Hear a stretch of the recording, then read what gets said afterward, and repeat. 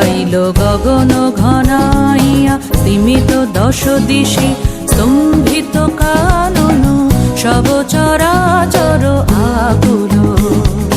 কি হবে কে জানে, ঘোরা রজনী দিক ললনা ভয় বিভলা গগন ঘন ছাইল গগন ঘনাইয়া স্তিমিত দশ দিশি স্তম্ভিত কানন সব চরাচর আকুল।